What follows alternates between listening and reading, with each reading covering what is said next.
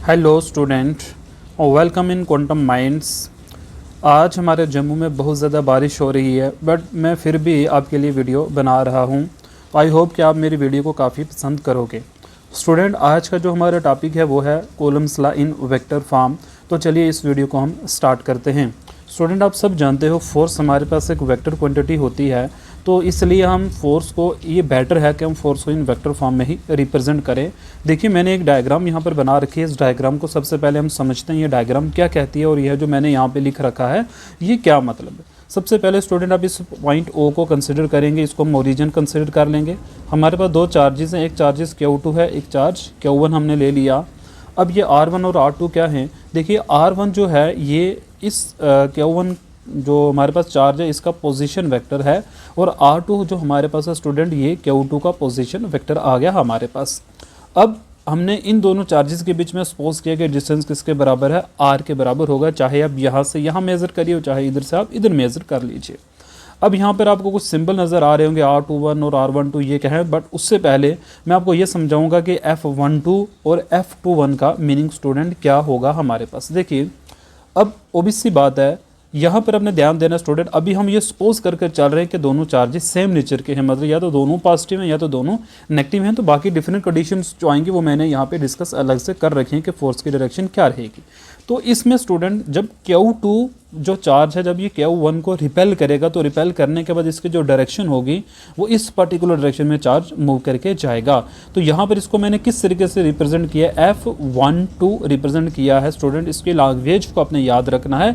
F12 का meaning ये रहेगा कि यहाँ पर फोर्स लगी, किस पर लगी? Q1 चार्ज पे लगी, और किसने लगाई? Q2 चार्ज ने लगाई। तो F12 का मीनिंग यही रहेगा कि फर्स्ट चार्ज पर फोर्स लगी और सेकंड चार्ज ने फोर्स लगाई, तो इसकी ये पर्टिकुलर डायरेक्शन रहेगी। सेम स्टूडेंट ऐसे ही अब Q1 ने Q2 पे फोर्स लगानी है, तो जब Q1 Q2 पे फोर्स लगाएगा तो उस पर्टिकुलर फोर्स की डायरेक्शन स्टूडेंट हमारे पास क्या रहेगी? तो देखिए, जैसा कि मैंने आपको भी समझाया है कि जब फोर्स Q2 पे लगेगी तो इसको लिखेंगे क्या? 2 पहले और 1 बाद में। देखो, पहले वो होगा जिस पर लगेगी, दूसरा वो होगा जो लगाएगा, मतलब ऑन और बाई हो जाएगा। आई होप कि आपको पहले तो ये तो समझ में आया होगा कि F12 और F21 का मीनिंग क्या होगा। इनके डायरेक्शन स्टूडेंट लिख रखे हैं क्योंकि दोनों सेम नेचर के चार्जेस हैं, तो रिपल्शन होगी, तो यही पर्टिकुलर डायरेक्शन इनकी आ जाएगी। अभी जैसे यहाँ पे मैंने लिखा है R21 वेक्टर और यहाँ पे लिखा है R12 वेक्टर। अब इसका मीनिंग क्या है स्टूडेंट, अब ये भी हम समझ लेते हैं। देखिए, R21 वेक्टर का मतलब ये है कि वेक्टर लीडिंग फ्रॉम 1 to 2, कि ये वेक्टर हमें कहाँ से कहाँ की डायरेक्शन बताएगा? 1 से 2 तक की डायरेक्शन हमें बताएगा, और 1 से 2 तक का मैग्नीट्यूड भी बताएगा। ये आपने याद रखना है। इसी तरीके से R12 का मीनिंग होगा 2 से 1 तक। स्टूडेंट, ये थोड़ा अपोजिट रहेगा, मतलब 2-1 का मीनिंग होगा 1 से 2 तक, और 1-2 का मतलब होगा 2 से 1 तक रहेगा। ये वेक्टर की फॉर्म में आपने याद रखना है। आई होप कि आपको ये भी क्लियर हो चुका होगा कि R21 और R12 का मीनिंग क्या है। चलिए स्टूडेंट, अब हम देखते हैं। वी नो दैट फोर्स को, जैसे हमने पहले ही डिस्कस किया था कि कॉलम स्केलर फॉर्म में जो फोर्स बराबर थी वो किसके बराबर थी? F = K Q1 Q2 / R² थी स्टूडेंट। अब अगर हम इसको वेक्टर फॉर्म में बात करें बच्चे, तो हम कैसे रिप्रेजेंट करेंगे? तो F12, जैसे मैंने अभी को बताया कि F12 का मीनिंग क्या होगा हमारे पास, तो remember it K Q1 × Q2। देखो स्टूडेंट, पहले मैं आपको एक चीज़ और समझा देता हूँ। ये जो फोर्स होती है स्टूडेंट, ये एक वेक्टर क्वांटिटी होती है स्टूडेंट। जैसा कि मैंने आपको बताया कि फोर्स एक वेक्टर क्वांटिटी है। कोई भी वेक्टर क्वांटिटी हो उसको हम हमेशा लिखते हैं मैग्नीट्यूड इनटू एक यूनिट वेक्टर, जो हमें उस पर्टिकुलर वेक्टर की डायरेक्शन बताता है। जैसे गिवन केस में फोर्स एक वेक्टर क्वांटिटी है, तो हम इसको कैसे रिप्रेजेंट करेंगे? फोर्स का जो मैग्नीट्यूड होगा वो हमें लिखना है, और साथ में उसकी डायरेक्शन में एक यूनिट वेक्टर हमें मेंशन करना है। जैसा कि स्टूडेंट मैंने आपको बताया कि हम जानते हैं कि जो फोर्स है वो बराबर होती है K Q1 Q2 / R²। ये जो फार्मूला है इसको बोलते हैं स्केलर फॉर्म। ओके, ये हमने पहली वीडियो में डिस्कस कर लिया है। अभी हमें in term of vector form लिखना है, तो हाउ इट इज़ रिप्रेजेंटेड। देखिए, F12 का मीनिंग स्टूडेंट क्या होगा? Force exerted on charge Q1 due to Q2, मतलब ये वाली फोर्स होगी हमारे पास F12 वाली। तो इसको हम कैसे लिखेंगे? ये जो क्वांटिटी मैंने ब्रैकेट में लिखी है स्टूडेंट, ये होगा मैग्नीट्यूड इस पर्टिकुलर फोर्स का, और ये होगा पर्टिकुलर फोर्स की डायरेक्शन होगी। ये जो मैंने एरो बताया ये इस फोर्स का यूनिट वेक्टर है जो इस फोर्स की डायरेक्शन को बता रहा होगा। उसके बाद स्टूडेंट F12 जो है इसका मीनिंग क्या होगा, ये फोर्स का आ जाएगा मैग्नीट्यूड और ये आ जाएगा फोर्स की डायरेक्शन में यूनिट वेक्टर। डायग्राम से देखिए कहाँ पर है F12, तो स्टूडेंट ये है आपका F21 है, सॉरी F21 ये आ जाएगा और इसकी जो डायरेक्शन है वो R21 यूनिट वेक्टर हमने ये रिप्रेजेंट कर रखा है, ये इस पर्टिकुलर डायरेक्शन को रिप्रेजेंट करेगा। आई होप यहाँ तक क्लियर हो गया होगा।